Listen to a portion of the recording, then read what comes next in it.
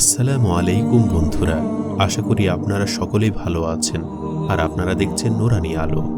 প্রিয় দর্শক, কল্পনা করুন প্রচণ্ড গরমের একদিন সূর্য ঠিক মাথার ওপরে, বাতাসও যেন আগুন হয়ে গেছে, আপনার গলা শুকিয়ে কাঠ, শরীর দুর্বল।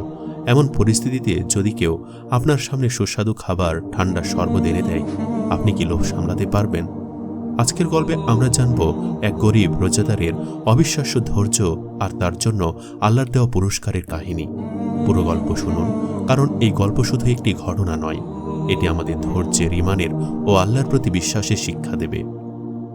রমজানের এক তপ্ত দিন, সূর্য মাথার উপরে জ্বলছে, যেন আকাশ থেকে আগুন ঝরছে। চারপাশে গরম বাতাস বইছে, ধূলিকণায় ঢাকা পড়েছে পথঘাট। গ্রামের এক কোনায় ছোট্ট এক কুড়ে ঘরে বসে আছে হাফিজ নামের এক দরিদ্র রোজাদার। হাফিজ 50 এক শ্রমজীবী মানুষ। প্রতিদিন মজুরির কাজ করে যা উপার্জন করে তা দিয়ে তার সংসার চলে। কিন্তু রমজানের এই দিনগুলোতে কাজের অভাব প্রবল হয়ে ওঠে। আজও সকালে সাহারিতে শুধু শুকনো রুটি আর অল্প একটু পানি খেয়ে রোজা রেখেছে সে। তারপর কাজের সন্ধানে বের হয়েছে, কিন্তু সারাদিনে ঘুরেও কিছু জোগাড় করতে পারেনি। সকাল থেকে সূর্য যত উঁচুতে উঠতে লাগলো, ততই হাফিজের শরীর দুর্বল হয়ে পড়ল। প্রচণ্ড গরমে তার গলা শুকিয়ে কাঠ হয়ে গেছে, কিন্তু সে ধৈর্য হারায়নি। নিজেকে প্রবোধ দিল, আল্লাহ নিশ্চয় আমার কষ্ট দেখছেন, তিনি আমাকে সাহায্য করবেন। দুপুরের দিকে এক ধনী ব্যক্তির বাড়ির পাশ দিয়ে যাওয়ার সময় তিনি একদল লোককে দেখলেন সুস্বাদু খাবার খাচ্ছে। তাদের সামনে ছিল নানান রকম মাংসের পদ, সুগন্ধি ভাত, ফল আর শরবত। এক লোক তাকে দেখে ডাক দিল, এ চাচা, এ গরমে কষ্ট পাচ্ছেন, এসো একটু খেয়ে নাও। হাফিজ ক্লান্ত গলায় বলল, আমি রোজাদার, আমি খেতে পারবো না।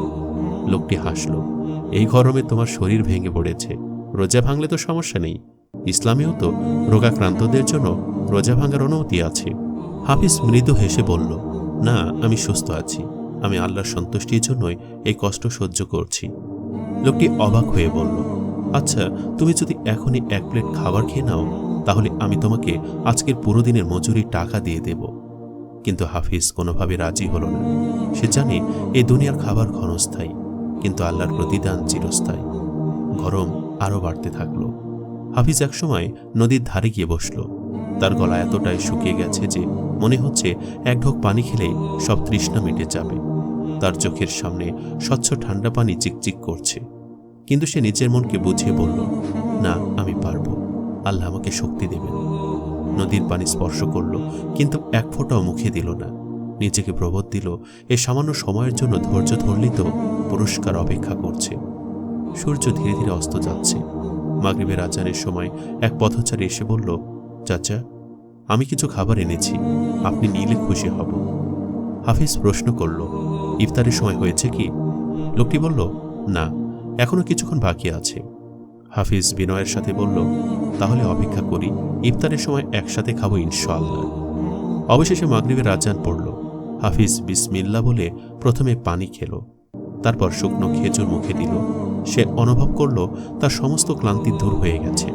সে শুকর আদায় করল, আলহামদুলিল্লাহ, এতক্ষণ পর এক ঢোক পানি এত প্রশান্তি দিতে পারে। সে রাতে সে এক আশ্চর্য স্বপ্ন দেখল। এক নুরানি চেহারার ব্যক্তি তার সামনে এসে বললেন, হাফিজ, আল্লাহ তোমার সব কষ্ট দেখেছেন, তুমি তোমার ঈমানের পরীক্ষা উতরে গিয়েছ। তিনি তোমাকে জান্নাতে এমন খাবার ও পানীয় দেবেন যা তুমি কল্পনাও করনি। তোমার ধৈর্যের ফল তুমি পাবে। এই স্বপ্ন দেখে হাফিজের চোখ থেকে অশ্রু গড়িয়ে পড়ল। সে বুঝতে পারল, আল্লাহ যার পরীক্ষা নেন তাকে পুরস্কার করতেও ভুলেন না।